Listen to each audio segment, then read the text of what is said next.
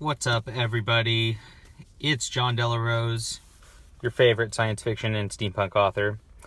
I'm going to do one of those janky diversity in comics kind of reviews real quick, where I just set a book on my leg, because he does this. He sets a comic book on his leg, just sticks his phone right here, doesn't show his face, and then everybody tunes in, and that's the formula, right? So, Captain America. So we all know about Captain America. We all know what's been going on with Marvel the last couple years, how Captain America was turned into a literal Nazi. And yeah, this is it. $6.95. So Legacy's happening. They're rebooting. I guess the characters are going back to the basic characters. So we have no Falcon as Captain America anymore, while the real Captain America is a Nazi anymore. We just have this. And this is the book. And so basically, I was in the comic shop, and the owner there, was like, Captain America's so good. I'm like, you got to be kidding me. And I saw it, and I'm like, oh, Mark Waid. I don't know about that, buddy. Mark Waid, I like a lot of his old stuff, but man, Mark Waid is rough. I don't know that I want to buy a Mark Waid book at this point after he was kind of trying to threaten my boy Zach here. But I was duped into it anyway. This is the first Marvel book I've bought in a long, long time. Here's the real reason. So the comic shop guy was very adamant about how great it was, how it's a one-shot.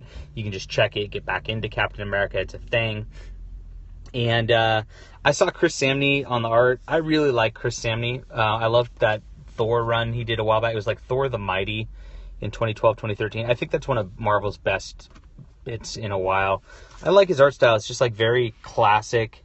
It's a little on the cartoony side, but it's just, I just like his art style. There's nothing else to it. So I was happy to have some Chris Samnee art. I think Chris Samnee is one of the better artists that Marvel's got. And so since he's on it, I figure, okay, I'll check out one book, okay? One book. Now, the first thing I want to show, I'm going to turn pages here. I think I got to, not show the entire book or something like that. Is how you're supposed to do these reviews so you don't get sued. Is that the rules? I want to show something first, which is Marvel's absurdity. Marvel Legacy. This is an advertisement here for how Marvel works. So, for those who don't regularly read comics, this is issue number 695 we're reading right now. But it takes a really roundabout, ridiculous way to get to issue 695. So 1 through 99 was called Tales for Suspense, which they rebranded Captain America, but they kept the numbering. And they kept that going for 30, 40 years. But then in the 90s, they saw that Image was coming out with all these new number ones, and every time a number one came out, it sold a bunch. So they relaunched it with this garbage. This was Heroes Reborn garbage, where they relaunched it, and I think there was this and Fantastic Four and a couple other books. It was garbage, and so it didn't last very long. So they relaunched it again. I forget, one of them I really liked. I think it was the 2002 one. I can't remember, but this was garbage too. I read from 300 till about 454. This was garbage. One of these was really good. I can't remember which one. And then they relaunched it again. I just gave up after a while because Captain America just they just couldn't find a writer who just loves the character and loves America and loves the whole patriotism thing. So they put Ed Brubaker on, and he was anti-patriot, and Captain America was fighting patriots, and it was edgy, it was just garbage. And then they had that whole return of Bucky as whatever his Winter Soldier crap is. Whatever. I mean, I was not into it. A lot of people liked it, but I was not into it. So I gave up on it after a long time. I've been giving up. I haven't read any of this stuff in a long time. I didn't know this happened. Look at all these new number ones, and then they just retroactively are saying this is actually number. So but there's a zillion Captain America miniseries in there, so it's totally arbitrary which ones they decide actually count all new I mean, there's only 6 issues of this. This is a miniseries. Why does this count?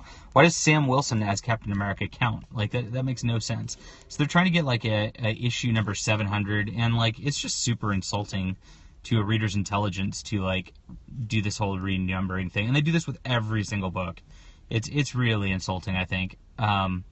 So that's where we're at. It's a relaunch. again. It's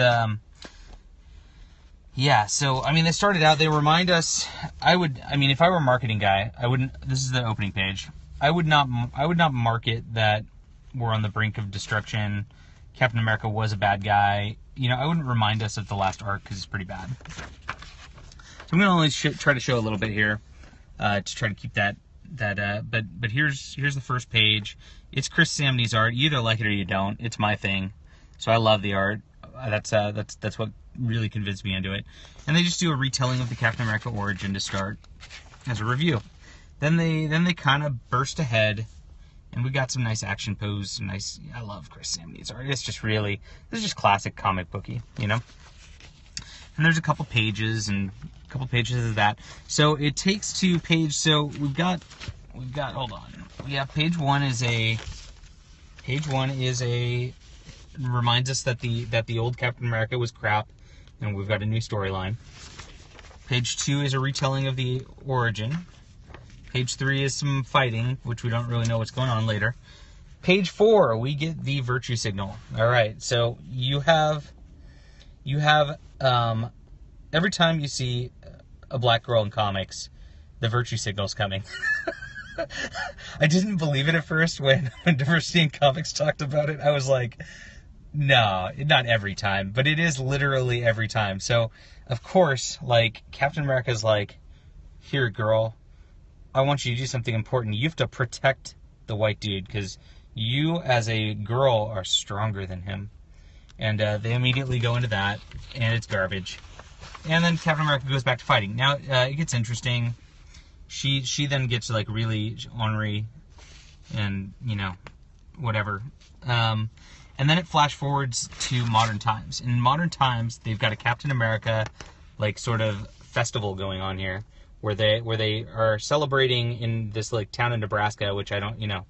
I don't know what the demographics of Nebraska look like that there would be. But they're celebrating Captain America being there 10 years ago, and they just love it.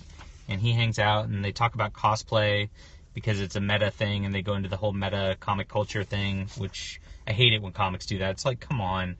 In a world where there's real superheroes, I don't believe they would just go into meta comic. Yeah, never mind. But it is what it is. I still love it. I love Chris Samnee's art, so I'm just happy to look at the pictures. And there's several pages of just boring where they're just talking about how great Captain America is and how much he did. And then suddenly he busts out his shield. The next virtue signal, right? Yeah, the next virtue signal. And he punches Nazis. So, this wouldn't be a big deal if, the connotation of punches Nazis didn't mean what Mark Waid intends it to mean here, which is he punches Republicans. And so they're just talking about the reasons he's great. And it's he punches Nazis. An obvious cultural reference to current culture. Garbage. And hey, that's inappropriate cosplay. So remember the convention in Oregon? It was a couple months ago. They banned Hydra cosplaying or whatever. So this is totally a reference to that. And inappropriate cosplay and punching Nazis, more virtue signaling after several pages of not much happening. Finally, we get action, and we get 4 pages of action. Which is all right. Like I said, I like Chris Samnee's art. I think he's fun. And then it all wraps up, and everybody's happy that Captain America saved him. Yay. The end. And that's it. And then actually, the bizarre part is they go back into... So they opened the book with a Captain America origin page, retelling his origin, and then they close the book with 3 pages of telling Captain America's origin. So it's why? Why are you opening and closing with a retelling of the same story?